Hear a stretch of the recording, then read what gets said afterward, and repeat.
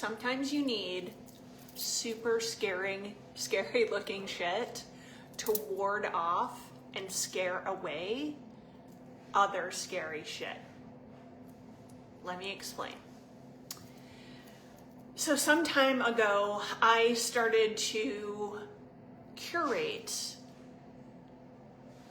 my God team, my spirit guide team. And while yes, there are certain guides that have been assigned to me, I also started to call in other beings from the One True Light who had mastery over certain things that I wanted to learn about, wisdom that I wanted to access, rays of source energy I wanted to access, and things I wanted to learn. And one of the things that I chose to do, that kind of I received a download and a vision about, was to ask a being of the One True Light from the hierarchy of light, the spiritual heavenly realms, that had mastery and dominion and authority over dark force energies of all forms, shapes, types, or kinds. Anything you could conceive of. Devils, demons, archons, watchers, fallen angels, the like.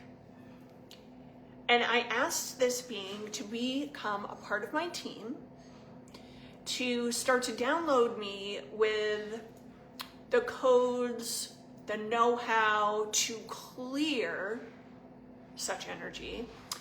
And I was guided to ask the being to cloak itself, while it is a being from the One True Light, from the spiritual hierarchy of light, the heavenly realms. I asked it to appear vicious and scary looking. Terrifying, actually. With the idea that if I have this being as a part of my team who walks with me in sacred beauty upon this planet, I might be a little less likely to have things want to get too close. And I'm finding that it's working like a charm. So as we're kind of moving into Scorpio season, soon, I'm a Scorpio, so I'm a little excited about Scorpio season. I start to think about these kind of realms and these topics and things, and I'm going to be making a series of videos about all of this. Follow for more delightful, tantalizing tidbits. But yeah, if you're someone that is, as a light worker, as a beautiful, radiant being of the earth, if a part of your sacred mission, life path, and purpose is to clear such dark energy, you may want to just create a member of your guide team that looks a million more times scary than Satan or Lucifer could ever show up looking. And you might want to create a whole bunch of them, an infinite number of them if you want. Play with it. See just how powerful this is.